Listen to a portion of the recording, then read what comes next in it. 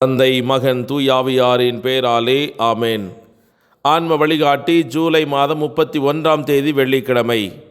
நமது குடும்பங்களை இயேசுவின் மதுரமான திரு இருதயத்திற்கு ஒப்பு கொடுத்து மன்றாடுவோம்.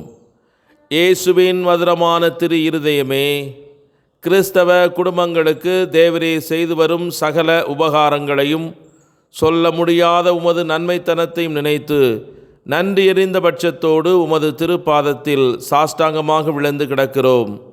நேசமுள்ள இயேசுவே, எங்கள் குடும்பங்களில் உள்ள சகலரையும் உமக்கு ஒப்பு கொடுத்து மன்றாடுகிறோம். தேவரீர் எங்களை ஆசீர்வதித்து இப்போதும் எப்போதும் உமது திரு இருதய நிழலில் நாங்கள் இளைப்பாறச் செய்தருளும். தவறி எங்களில் எவராவது உமது திரு இருதயத்தை நோகச் செய்திருந்தால் அவர்கள் குற்றத்திற்கு நாங்களே நிந்தை பரிகாரம் செய்கிறோம். உமது திரு இருதயத்தை பார்த்து எங்கள் பரிகாரத்தை ஏற்றுக்கொண்டு அவர்களுக்கு கிருபை செய்தருளும். இதுவுமன்றி உலகத்தில் இருக்கும் சகல குடும்பங்களுக்காகவும் உம்மிடத்தில் மன்றாடுகிறோம். பலவீனர்களுக்கு பலமும், விருத்தாப்பியருக்கு ஊன்றுகோலும், விதவைகளுக்கு ஆதரவும், அனாதை பிள்ளைகளுக்கு தஞ்சமாயிருக்க தயை புரியும். ஒவ்வொரு வீட்டிலும் நோயாளிகள், அவஸ்தைப்படுகிறவர்கள் தலைமாட்டில் தேவரீர் தாமே கண்விழித்து காத்திருப்பீராக. இயேசுவின் இரக்கமுள்ள திரு இருதயமே, சிறு பிள்ளைகளை நீர் எவ்வளவோ பட்சத்தோடு நேசித்தீரே. இந்த பங்கிலுள்ள சகல பிள்ளைகளையும் உமக்கு ஒப்பு கொடுத்து மன்றாடுகிறோம். அவர்களை ஆசீர்வதியும், அவர்களுடைய இருதயத்தில் விசுவாசத்தையும் தெய்வ பயத்தையும் வளரச் செய்யும். ஜீவிய காலத்தில் அவர்களுக்கு அடைக்கலமாகவும் மரண சமயத்தில் ஆறுதலாகவும் இருக்கும்படி உம்மிடத்தில் மன்றாடுகிறோம். திவ்ய இயேசுவே, முறைமுறையாய் உமது திரு சிநேகத்தில் ஜீவித்து மரித்து நித்திய காலமும் எங்கள் குடும்பம் முழுவதும் உம்மோடு இளைப்பாற கிருபை புரிந்தருளும். ஆமேன். மத்தேயு நற்செய்தி 13ஆம் அதிகாரம் 55வது இறைவார்த்தை. இவர் தச்சருடைய மகன் அல்லவா? யாக்கோபு, யோசேப்பு, சீமோன், யூதா ஆகியோர் இவருடைய சகோதரர் அல்லவா? இது கிறிஸ்து வழங்கும் வாழ்வு தரும் நற்செய்தி.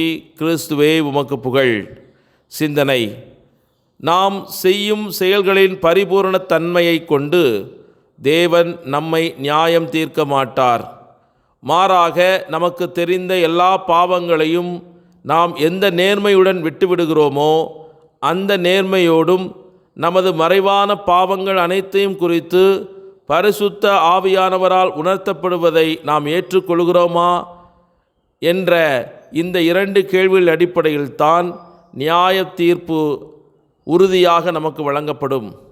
தீய மனசாட்சியிலிருந்து நம் இதயங்களை சுத்திகரிப்பதற்காக இயேசுவின் மகா பரிசுத்த இரத்தம் தூய ஆவியானவரால் நேரடியாக நம் இதயங்களுடன் தொடர்பு கொள்ள செய்யப்பட வேண்டும். அந்த இரத்தம் எல்லா சுய குற்ற உணர்வையும் நீக்குகிறது. அது மனசாட்சியை சுத்திகரிக்கிறது. அதன் பின் குற்ற உணர்வு முழுமையாக நீங்கப்பட்டதற்கு மனசாட்சி சான்று பகர்கிறது. தேவனுக்கும் நமக்கும் இடையில் மிகச் சிறிய பிரிவும் இனி இல்லை.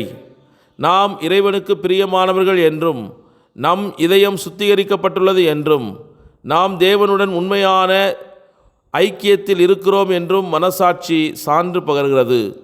ஆம், இயேசு கிறிஸ்துவின் இரத்தம் எல்லா பாவங்களிலிருந்தும் சுத்திகரிக்கிறது. குற்ற உணர்வுகளிலிருந்து மட்டுமல்ல, பாவத்தின் கரையிலிருந்தும் கூட இது நம்மை சுத்திகரிக்கிறது. இந்த இயேசுவின் பரிசுத்த இரத்தத்தின் வல்லமையின் மூலம் நமது வீழ்ச்சியடைந்த சுபாவம் அதன் வல்லமையை பிரயோகிப்பதிலிருந்து தடுக்கப்படுகிறது.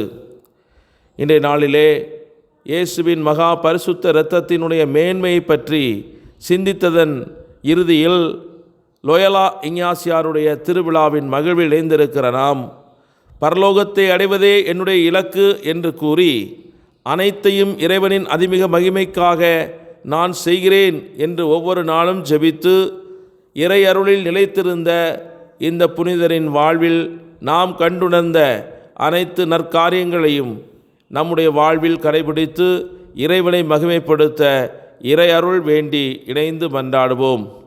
ஜெபிப்போமாக. எங்கள் வாழ்வின் பொருளே எம் இறைவா, உம்மை நன்றியோடு ஆராதித்து துதித்து மகிழ்கிறோம். நிலை வாழ்வை, நிறை வாழ்வை எங்களுக்கு வழங்க வேண்டும் என்று உயிரையே சிலுவையிலே தியாகம் செய்த உமது பேரன்பை நினைத்து மனதுருகி உமக்கு நன்றி செலுத்துகிறோம். கடந்த மாதம் முழுவதுமாக எங்களை முழுமையாக கையேற்று கொண்டு எங்களை வழிநடத்திய உமது அன்புக்காக நன்றி கூறுகிறோம். தொடர்ந்து வருகிற மாதத்திலும் உம்முடைய பேரன்பு எங்களில் புதுப்பிக்கப்பட வேண்டும் என்று நன்றியுணர்வோடு எங்கள் வாழ்வை உமது கரங்களில் சமர்ப்பணம் செய்கிறோம். வறண்ட பூமியில் வனப்பு தென்படுவதில்லை, அதிலே விதைக்கப்பட்ட விதையும் பலன் தருவதில்லை. மாறாக வானத்து மழையினால் நனைக்கப்பட்டு மழையின் குளிர்ச்சியினால் வறண்ட தன்மைகளெல்லாம் உடைக்கப்படும் போது கற்களும் முற்களும் காணப்பட்ட அதே நிலத்திலிருந்து உயிர்கள் தோன்றுவது போல இறுகிப்போன காயம் நிறைந்த வைராக்கியமும் வஞ்சகமும் நிறைந்த எங்கள் மனங்களிலும் உமது தூய ஆவியானவரின் ஆற்றல் பொழியப்படும் போது இறுகிய மனங்களெல்லாம் உமது அன்பால் உடைக்கப்பட்டு வாழ்வை கெடுக்கின்ற மனிதர்களாக இருக்கிற நாங்கள் வாழ்வை கொடுக்கின்ற மனிதர்களாக மாறுகிறோம் என்ற சத்தியத்தை இன்று எங்களுக்கு கற்றுக் கொடுக்கிறவரே, உமக்கே கோடி நன்றி அப்பா.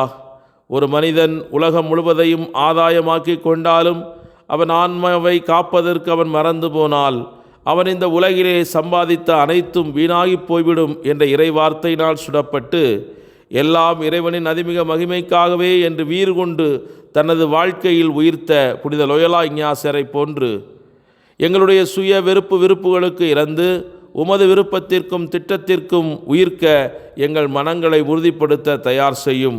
இறைவனை அன்பு செய்ய, இறைவனுக்காய் ஆத்துமாக்களை அறுவடை செய்ய இஞ்ஞாசியாரை போன்று இன்னும் என்று எங்கள் ஆன்மீக வாழ்வை கட்டி எழுப்ப அருள் தாரும். கிறிஸ்துவை ஆதாயமாக்கி கொள்ள இந்த உலகத்தில் நாங்கள் சந்திக்கும் அனைத்து தொல்லைகளையும் பிரச்சனைகளையும் துன்பங்களையும் குப்பையென கருதி ஒதுக்கி உமது உயிர்ப்பின் வல்லமையால் அன்பையும் ஆறுதலையும் நாங்கள் பெற்றுக்கொள்ள இதன் வழியாக இந்த உலகத்தில் மனிதர்களை மீட்புக்குள் வழிநடத்த எங்களுக்கு அருள் தாரும். அன்பு ஆண்டவரே, இந்த மாதம் முழுவதும் எங்களோடு உடனிருந்து எங்கள் வாழ்வை ஆசீர்வதித்து பல்வேறு தீமைகள் பல்வேறு இடர்பாடுகளிலிருந்து எங்களை பாதுகாத்த தேவனே, இந்த நாளையும் உமது கரங்களில் ஒப்புக்கொடுக்கிறோம். உமது நாமத்தினால் நாங்கள் செய்கிற அனைத்து காரியங்கள் வெற்றி பெறவும், எங்கள் பாதுகாப்பு உறுதி செய்யப்படவும், பொருளாதார நலன்கள் பாதுகாக்கப்படவும், உடல் உள்ள ஆன்மீக நலன்கள் மீண்டும் புதுப்பிக்கப்படவும், எங்களுடைய உறவுகளில் இருக்கிற சிக்கல்கள், மனதில் இருக்கிற காயங்கள், பிரிந்திருக்கிற குடும்பங்கள் அனைத்தும் இணைக்கப்படவும், எங்கள் பிள்ளைகளுடைய எதிர்கால வாழ்வு பொறுப்பெடுத்து வழிநடத்தப்படவும், நாங்கள் செல்லும் பாதையெல்லாம் உடைய தூதர்கள் எங்களை சூழ்ந்து நின்று பாதுகாக்கவும், சரியான காரியங்களை தேர்ந்து தெளியக்கூடிய ஞானத்தின் ஆவியை பெற்றுக்கொள்ளவும் ஆண்டவரே, நீரே எங்களோடு இன்று தங்கி அருளும். எம்மாவு சீடர்களை பலப்படுத்தி அவர்களுடைய வாழ்வை மீண்டும் புதுப்பித்து எருசலேமுக்கு திரும்பிச் செல்ல வைத்ததைப் போல இன்று உம்மை விட்டு பிரிந்து செல்கிற அனைத்து ஆன்மாக்களையும் சந்தித்து அவர்களை உமது வார்த்தையினால் சுட்டெரித்து மீண்டும் சரியான பாதையில் நடக்க இறையருள் அவர்களை தாங்கி வழிநடத்த வேண்டுமென்று எங்கள் ஆண்டவராய் கிறிஸ்து வழியாக மன்றாடுகிறோம். ஆமேன். எல்லாமல்ல இறைவன், தந்தை, மகன், தூய ஆவியானவர் உங்கள் அனைவரையும் நிறைவாக ஆசீர்வதித்து புனிதப்படுத்தி வழிநடத்துவாராக. ஆமேன். இயேசுவுக்கே புகழ், இயேசுவுக்கே நன்றி. மரியே வாழ்க. இயேசுவின் இரத்தம் ஜெயம்.